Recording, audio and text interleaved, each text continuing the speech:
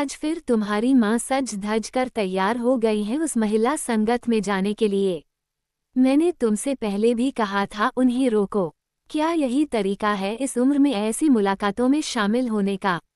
लोग क्या कहेंगे? भजन कीर्तन की उम्र में उन्हें अब पार्टियों का शौक लग गया है। तुम कुछ क्यों नहीं कहते अपनी माँ से?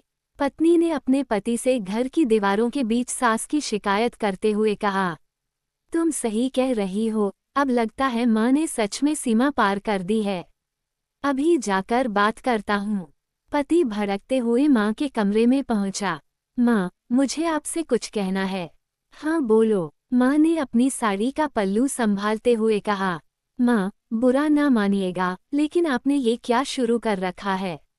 हर महीने वो महिला संगत, क्या ये सच में ठीक लगता है? आप अब 57 साल की हो चुकी हैं। इस उम्र में अक्सर महिलाएं मंदिर जाती हैं, पर आपका दिल पार्टियों में लगा है। लेकिन जब तुम लोग दिल्ली में रहते थे, तब तो तुम्हारी पत्नी भी ऐसे ही मुलाकातों में जाती थी। तुमने कभी कुछ नहीं कहा, न ही मैंने उसका विरोध किया। वो अलग बात है माँ, वो आज की पीढ़ी की है। लेकिन क्या आपकी उम्र में ये सब उचित लगता है? माँ ने व्यंग्य भरी मुस्कान के साथ कुछ पल चुप रहकर कहा। क्या तुझे याद है बेटा, 10 साल पहले जब तेरे पिताजी का निधन हुआ, तब तू दिल्ली में था। बस 20 दिन की छुट्टी लेकर आया और फिर अपनी पत्नी को लेकर चला गया। क्या तुझे पता है कि मैं उनके बिना कैसे अकेली रही? ये घर मुझे काटने को तैयार लगता था। जब तक ऑफिस में रहती तब तक लगता काश घर न लौटना पड़े। लेकिन शाम होते ही हर पक्षी को अपने आशियाने की ओर लौटना पड़ता है, चाहे मन हो या न हो। उसी समय मेरी इन्हीं सहेलियों ने मुझे सहारा दिया, जीने का हौसला दिया, मुझे फिर से जीना सिखाया। अब अगर मैं अपने दोस्तों के साथ कुछ पल बिताना चाहती हूँ, खुश रहना चाहती हूँ, तो इसमें क्या बुराई है? क्या दोस्ती की भी कोई उम्र होती है? मैं मानता हूँ कि उस वक्त मैं आपके साथ नहीं रुक पाया, लेकिन अब तो हम दोनों आपके साथ हैं। फिर आपको किस ज़रूरत से इन मुलाकातों में जाना है?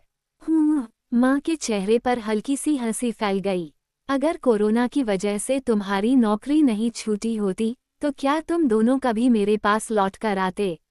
मैं तो हमेशा से यही थी, यही घर था, यही जिंदगी थी। आज तुम सिर्फ अपनी ज़रूरत के कारण यहाँ हो। और रही बात उन मुलाकातों की, मैंने तो आज से शुरू नहीं किया। 2 साल पहले जब तुम लौटे, तब भी मेरी दिनचर्या वही थी, पर तब तुम्हें कुछ नहीं खटका था।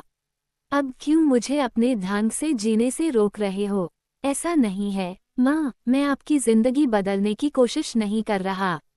बस समाज क्या कहेगा? 57 साल की महिला हर महीने पार्टी में जा रही है, यही चिंता है।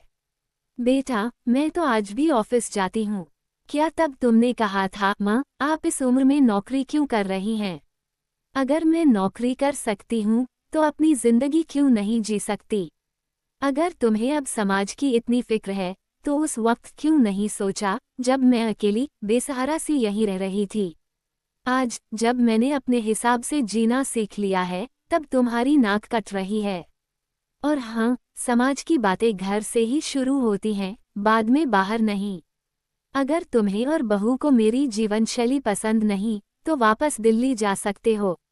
क्योंकि मुझे पता है, तुम सिर्फ तब तक यहाँ हो, जब तक तुम्हें कहीं और आश्रय न मिल जाए।